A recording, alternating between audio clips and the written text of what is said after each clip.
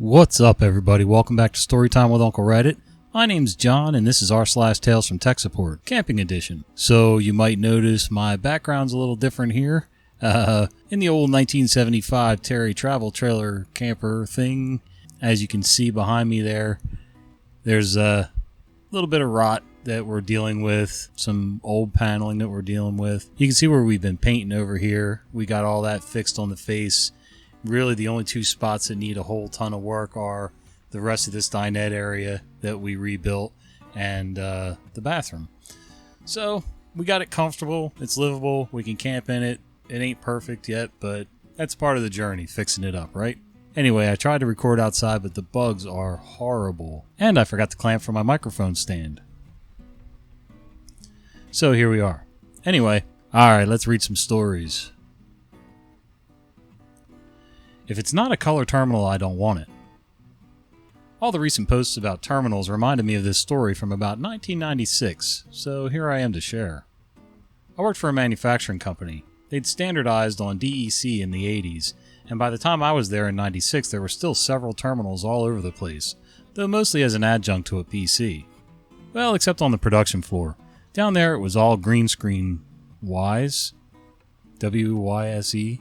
Anyway, the guy in charge of the area was both resistant to change and important enough to get his way, so it remained frozen in 1983. I'd been on the job barely a month when I got the job of replacing a keyboard down on the production floor. Yeah, the keyboard was manky, discolored with God only knows, and slightly bent to boot, but that wasn't the worst thing about the terminal.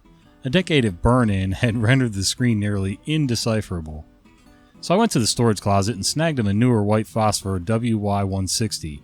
A week goes by, and Mr. I Hate Change stops by to ask about the color terminal I'd put in his area. He wanted a second one for himself.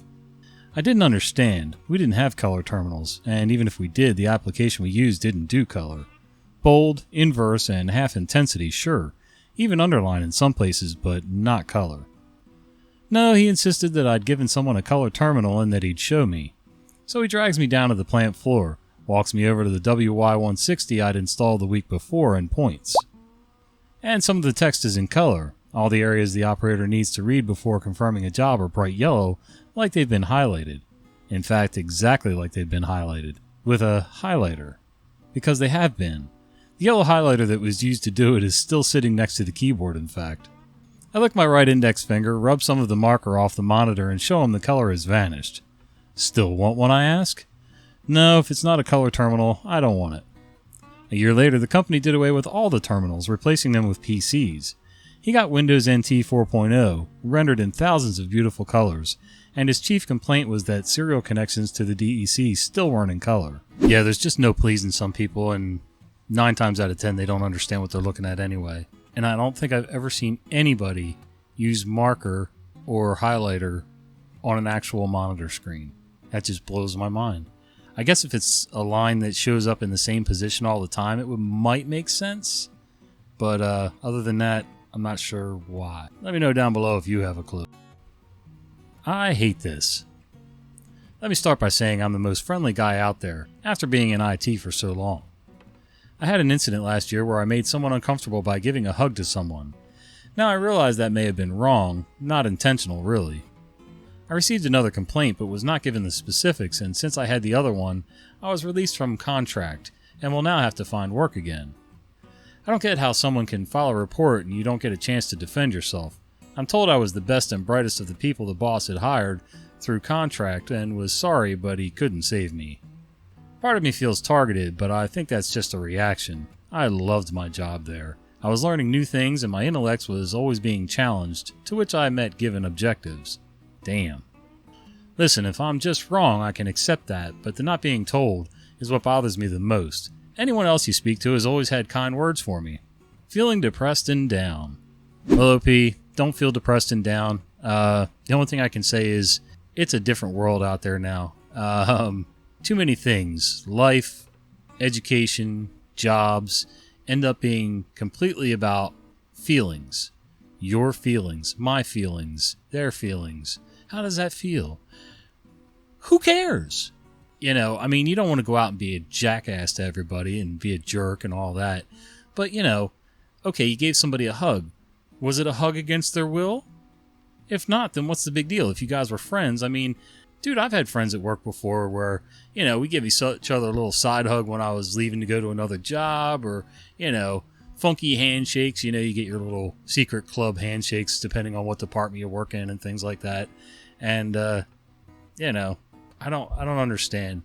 You may have been targeted if you're a little different than everybody else there. And I tend to be one of those people who's a little different than everybody else I work with in one way, shape, or form. I mean, not like I need a helmet or anything, but just different. Chin up, man. Find another job. Screw that place. You just got to keep pushing forward. And if it's something to do with physical contact, then maybe that's something you just got to work on. A little less hugging and, maybe do a fist bump, high five, maybe just wave. My cheap rates are still too expensive and accusing me of changing Windows Explorer settings I didn't touch. So I run my own computer repair business. Was just with a customer. Customer was complaining about Word not opening the PDF document. Her words though, Microsoft won't download. Took me a few minutes to figure out she was talking about Word not opening the PDF document. I explained to the customer that they were complaining about Acrobat Reader constantly asking them to pay in a previous appointment, and thus I changed it so that it would open in Word. I changed it to the web browser and explained the customer could view PDF documents but not edit them. Customer was okay with that. Then the customer was talking about some kind of Move Document Here pop-up. I showed them the cut, copy, right-click action, and the customer said they don't want to use cut or copy, and we're talking about another screen. Whatever. Make it difficult for yourself, I guess. So I went through Windows Explorer, opened every pop-up or move pop-up option I could, and when I explained the option bar at the top of the Windows Explorer window, she said that was it. All done with the appointment, so I charged customer £15, my hourly rate, and I charged by the hour. Customer was not happy with that. Said it was too much. Said that I hadn't been there for an hour, and said that she'd only pay £10. I explained the minimum wage is £9.8. £15 is cheap compared to my competitors, which charge £60 an hour.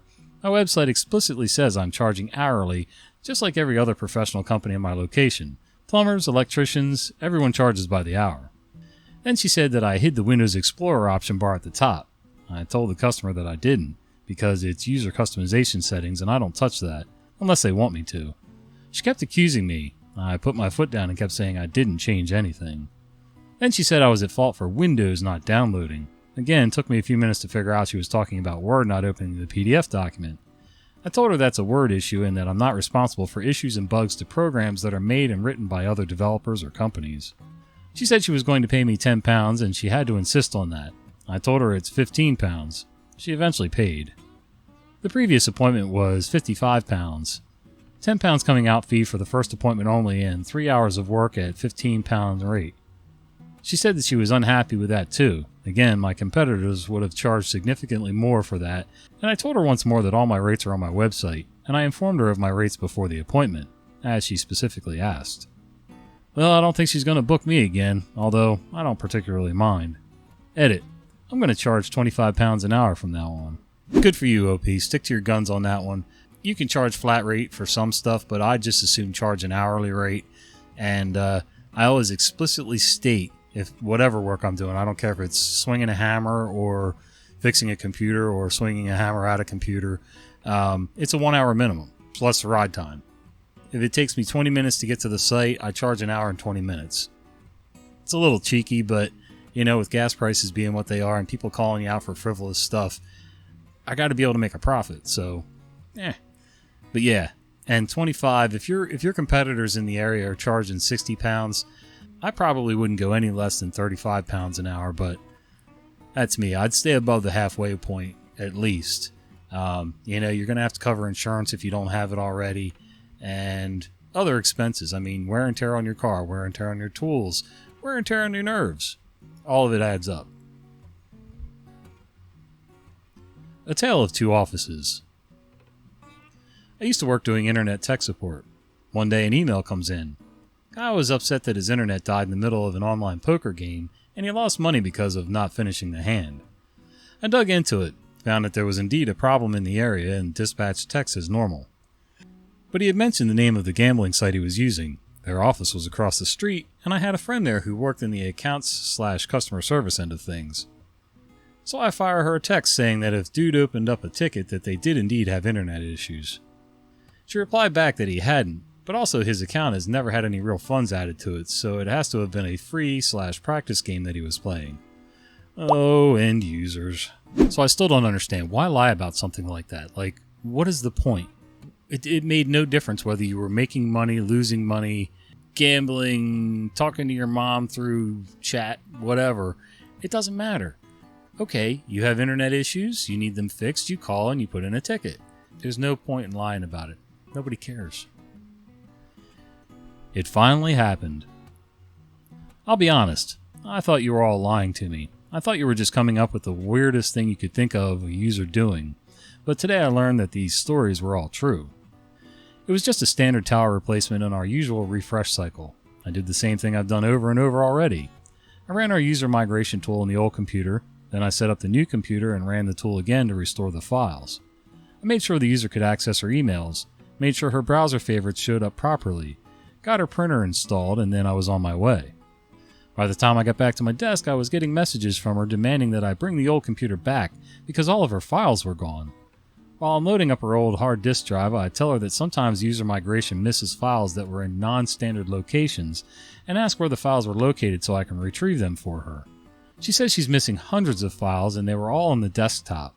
Now I saw her desktop earlier and I know there weren't hundreds of files there, thankfully, so I figured they were in a folder.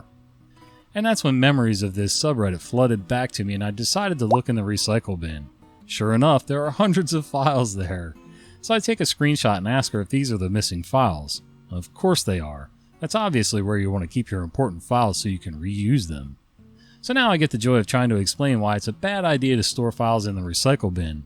Maybe if I'm really lucky I can convince her to actually use our cloud storage, but I won't hold my breath. Edit. So I explained to her that the recycle bin was meant for deleted files. True. And that several times in the past the company had discussed setting up a policy that would automatically empty the recycle bin every week. A lie. That, combined with the scare of all her files being missing, seemed to drive home how precarious it was to keep files there. I moved her files to cloud storage and set up a shortcut to it right next to the recycle bin and named it Files to Reuse, in the hopes that she will get in the habit of using that instead. Luckily, she put files in the recycle bin by dragging them, not by using the delete key, so I don't have to worry about that at least. It's funny, about once every 2 or 3 months I get a story about people storing their files in the recycle bin. I'm not saying I've never gone back and grabbed files that I realized later that I needed, but it wasn't because I was storing them there. It was just because I got lucky and realized it before the automatic emptying happened. I am still working on one bad habit, my bad habit, of storing a bunch of stuff on the desktop. It gets to the point where I'm lazy, and it's just an easy way to drop them. It's like my default go-to for years. But I have started using File Explorer and setting up different folders and documents so that I can store things a little more properly, a little more organized, and keep my desktop clean and hopefully help things run a little smoother. Unexplainable crashes. Hi there. The following post reminded me of a story I don't have very fond memories of. Also, excuse my English since it's not my native language. This was some years ago, back when Windows 10 was fresh. I had a customer who had a shop, only ran by her, so there wasn't much IT, only a laptop, printer, and an external hard disk drive for backups. It was time for her to upgrade her laptop, which she worked with because it was getting old, so she bought a new one from us, alongside a new external hard drive for backups. I set up her system, configured and installed everything including backup software. We've used Acronis back then. Did I say that right? Acronis? Anyway, made an initial backup. Went to her place, set everything up, everything was working fine. A month later she calls me and tells me she's getting an error. I ask what kind of error. She says it's a blue screen with a sad smiley face. Oh dear.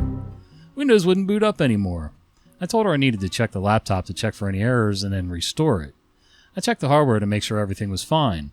BSOD analysis said it was a driver error with the external hard drive, so we replaced it, restored everything, all was good. I told her she can come pick her laptop up. End of story, right? No, 2 weeks passed and she calls me again with the same error. BSOD. Again, the same problem. Alright then, since we're partnered with HP, this time we're going to change the motherboard to make sure no USB ports cause any problems. Again, restored from backup, etc. Another 2 weeks pass by and the problem is there again. I'm kind of at my wit's end, but fortunately she was taking vacation, which was perfect. I told her to bring me her laptop so I could do long-term tests. In the end, the problem was indeed the external hard disk, but it wouldn't matter if we'd change it because apparently the whole series ending with a certain number in the serial number would cause the same problem. We exclusively sold Western Digital Elements external hard drives. Took another external hard disk, set everything up, no problems ever since. How many of you guys remember the Western Digital, I think it was called My Book and Passport. I think it was called Western Digital My Book or something. If you stood all of these hard drives together, they were probably about 5.5, 6 inches tall, black plastic cases, and they were rounded on the front. And if you stood them all next to each other, it looked sort of like a bookshelf. And I've still got some of them. I've got about 4 or 5 of the 500 gig and probably 2 of the 1 terabyte. And then I've got like things like this. This is a Western Digital 4 terabyte hard drive. Little external just for spare files and whatever. Always carry it just in case. The thing about the other hard drives is they tend to be a little slow. They've got some age on them. One of them is probably close to 10 years old. Wow, my daughter just scared the hell out of me. Pulled up with a flashlight on her scooter really fast to the back of the camper. Gets a little weird when it's bright in here and I can't see outside, but... Alright guys, I hope you enjoyed the stories today, and if you did, would you do me a favor? Would you click like on this video, subscribe to the channel if you haven't already, and click that little bell icon so you don't miss the fat guy who's restoring a camper telling you stories. Oh yeah, and if you haven't noticed, I posted the other day about the fact that we're turning memberships on. I know it's not for everybody, not begging you guys to become paid members. I am, however, trying to turn this into a full-time gig. So, you know, if you guys want a couple extra perks, nothing major, but if you want a couple extra perks, and if you want to help the fat guy maybe turn this into a full-time gig, a little help wouldn't hurt. Anyway, and there's a donate button if you just want to donate $1 or something every so often, you know. I don't drink coffee, but, you know, cheap beer wouldn't hurt. Alright guys, see ya.